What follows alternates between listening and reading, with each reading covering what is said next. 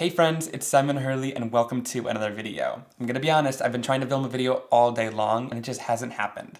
Sometimes I'm feeling in a little bit of a creative rut and I thought it was the perfect opportunity to explain to you what I do when I'm feeling a little bit stuck. I feel like a lot of us experience this where we're really on some days and then we're feeling totally uninspired other days. And there are a couple of different things that I do to implement that creativity back into my life and start creating again. My first tip is to just get in your craft room or whatever space you work in and start cleaning. There are always little spaces in your craft room that you can go through some of your supplies, and for me, a cleaner space can be a little bit less overwhelming. The other day, I actually went through and cleaned out this top drawer. I found these clear plastic bins on Amazon in a pack of 4 for a really great price point. The really awesome part about these is that the dividers in here come out if you want to, so you can make sections bigger, or you can put them back in and have a really great divided container. And they kind of pop in right at the bottom, so they're pretty sturdy in there, which is really nice. I actually put 3 of the containers in here to store some of my most used supplies. I keep my colored cardstock over in this side, sorted by colors. Then I keep a little bit of my most used inks. I also keep pre-cut panels and card bases. I love my Simon Hurley Create acrylic blocks, and I've got all 3 different sizes. Again, these little compartments are super handy.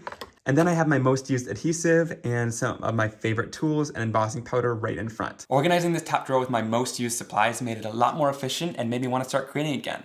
So that sort of organization can be really helpful. Now when it comes to actually crafting, I like to start off with something that you're really good at or something that you really know how to do, like second nature. For me, that's ink blending. So I'm gonna go in using this rectangle mask. This one actually is for the stamping foam, but it also works on a regular card. It has these little notches that are etched into it, which you can line up with your card so that this is going to be perfectly centered on an A2 size card. And I'm on the Make Art Station, which is magnetic, so I can lay down these magnets and it's super easy to hold the stencil in place. For the ink blending, I want a soft blend, and I'm gonna use the Gina blending brushes because with blending brushes, you can kind of build up the color a little bit better. I'm starting off with my darkest color, which is Game Over. Gonna add some onto my brush, tap a little bit off to the excess, and then I'll bring it right onto my project. And I'm starting off with a really light hand. These are really intense colors, but you can kind of build up layers with this, and I want it to be a softer, more pastel-like blend. So I'll just work in circles and bring my color up on my project. All right, next I'm gonna bring in a little bit of Prom Queen. Again, load up my brush here, and then I can tap some off to the side to make it a little bit lighter, and then bring it right onto my project. All right, and look how easy those 2 colors are blending together beautifully. Next, I'm bringing in a little bit of Guppy, and I also want to say that I'm not trying anything new. I'm not pulling anything out of a hat here. These are color combinations that I know you guys have seen on this channel before. I love these colors together. I know that they work, and I'm not gonna make anything too difficult on myself if I'm just getting back into it and trying to get re-inspired. And then we're bringing in some Shooting Star. I love this super bright kind of lemonade yellow color.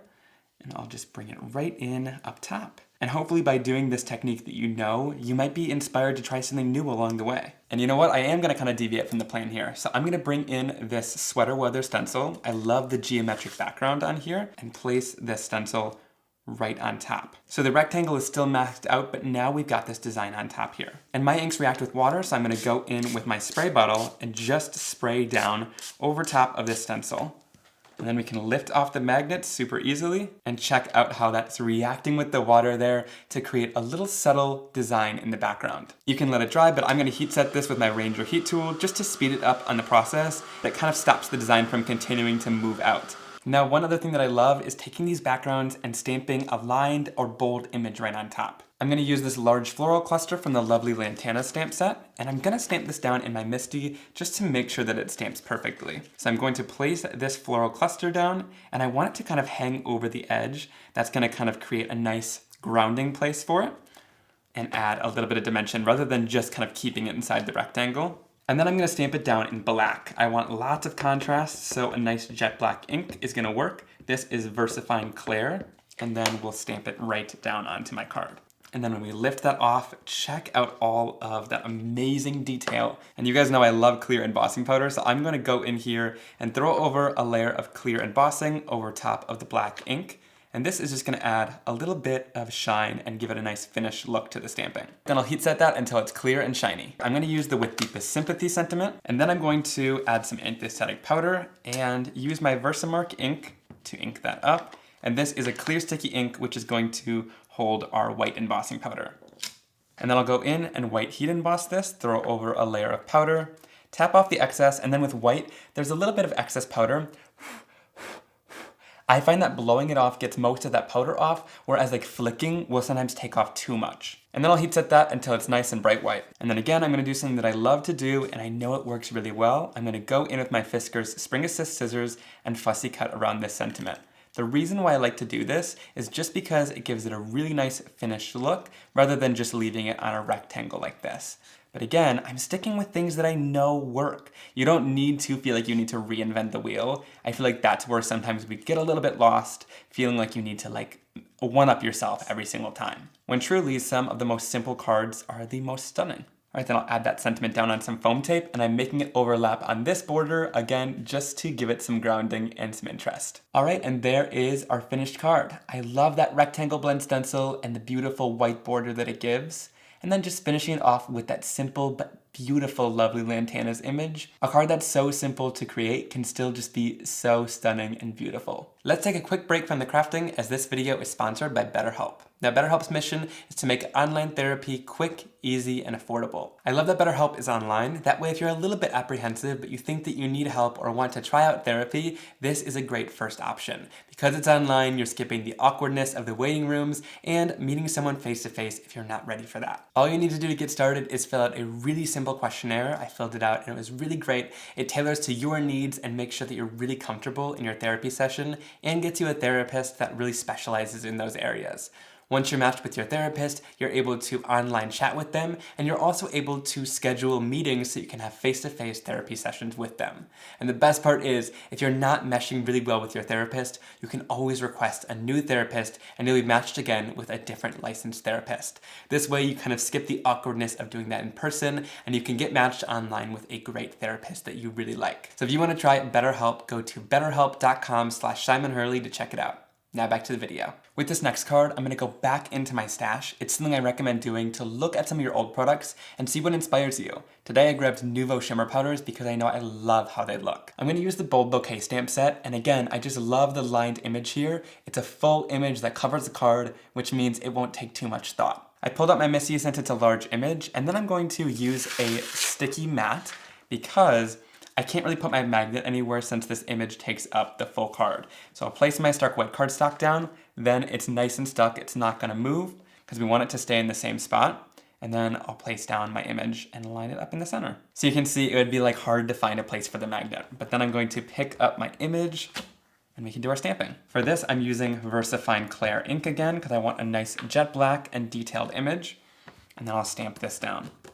And check out that design. I love all of the details of these flowers. They're just so stunning. And then to get this off, I just like to peel it off like that. That way it doesn't kind of warp your cardstock or anything. And then I just take that same acetate sheet and place it back over top so no dust gets on it for next time I want to use it. All right, throw over another layer of clear heat embossing powder. Then I'll heat set this until it's clear and shiny. And the clear embossing in this instance is actually really helpful since it resists any watercolor and it'll keep the lines nice and jet black. All right, so the product I'm using is Nuvo Shimmer watercolor powder. I absolutely love these and you guys are gonna be stunned by the results. So all you do is just take them and kind of tap on some color. It comes in a powder form like this and a little bit goes a long way. So don't squeeze the bottle, just tap out some powder on the surface. Then I'll tap out some of the pink powder and I just kind of put a little bit everywhere around the surface. Tap in just a little bit of red and then I'm finishing it off with a touch of purple. Now the magic is when we bring in our water. So I'm going to go in here and start spraying this down and you guys are going to see once this reacts with water, check out the intense results you get. And you can react it as little or as much as you want. If you react it less, you're still gonna see some of those amazing powder spots. And then if you react it with water more, you're gonna get more of a runny watercolor effect. If you get a little too much in some areas where it becomes a little bit muddy, I just go in with a paper towel and just kind of touch it to the surface and it'll lift off some of that. You can let it dry on its own, but I like to speed up the process with a heat tool. I like this Ranger one because the heat isn't as condensed. It's just as hot, but it won't push around the ink when you're trying to dry it. I heat the backside a little bit too to try to even out some of that warping. And check out how beautiful the results are. You get a little bit of shimmer in there, which is just gorgeous, and then lots of little dots of color here and there from that powder. the watercolor effects you get are just unlike anything else. All right, then I'll just go in and trim this down. To add some dimension and cut down on a little bit of that warping, I'm going to add a little bit of foam tape to pop this panel right up. Then I'll pop that front and center onto my card, and I love the bit of dimension that adds to it as well. I love all these sentiments here, and I want something that's not gonna cover it up too much. I think that little "I'm here for you" is a great one. And this time I'll ink it up with some black ink and just stamp it right down onto some stark white cardstock. A little bit of clear embossing powder. Instead of centering it, there's a little notch right here that I think it fits perfectly in, and I like the design aspect of having it a little bit off-centered. So I'll place that right down on some foam tape. I love how simple it was to stamp that beautiful bouquet of flowers and then go over it with a product that I know and love will give me amazing results. Those Nuvo shimmer powders are just beautiful. The next thing I recommend is to go back to card making layouts that you've used in the past that you love and know that they work. Today I'm using the Pinstripes background stamp. This one is a peel apart, so you could get fancy and use these separate if you want to. But today I'm gonna do some simple tone on tone stamping using a little bit of Later Gator. So I'm just gonna go in here and ink up my whole background stamp. And when I stamp this, I'm going in with my green cardstock for that tone on tone effect. Going to place it down, and I put it on an angle like this. You'll see why that's important in 1 second, but I'm just going to go in with a pressure tool and make sure that all of this stamps. And when I lift that off, you get that beautiful tone on tone effect of the stamping. Okay, so I stamped this diagonally because I'm gonna go in with a paper trimmer and trim this down, following the exact angle that the stripes go at, and then trim it down.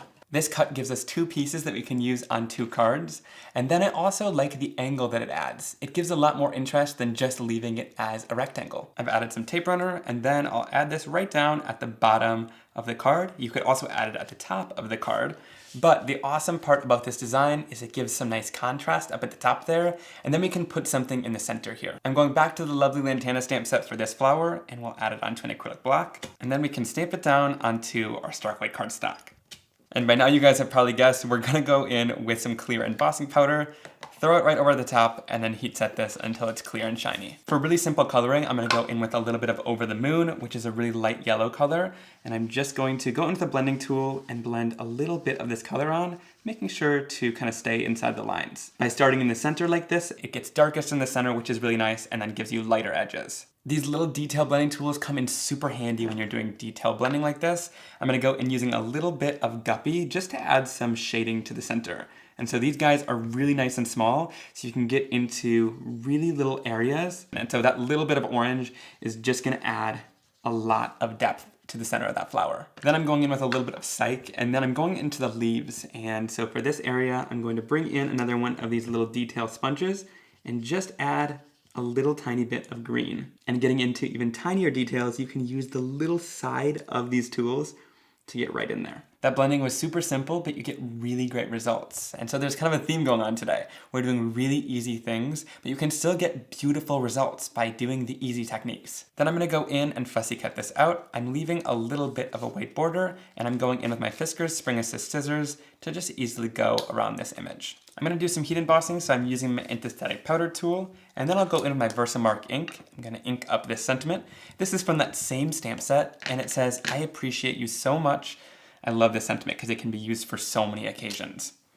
So once that's stamped, I'll throw over a layer of white heat embossing powder, and then I'll heat set this until it's nice and bright white. I'll place my sentiment down, and I like that it blends in with the green because we use the same color. And then I'll adhere down the flower, and it kind of follows that line really nicely. All right, and there is the finished card. I love how we were able to take the pinstripe background, stamp that tone on tone, and use this with the diagonal design. There's so much contrast here, and you can really incorporate this design with lots of different cards. All right, you guys, I hope you really enjoyed these tips and that they help you to get back into your craft room and re-inspired.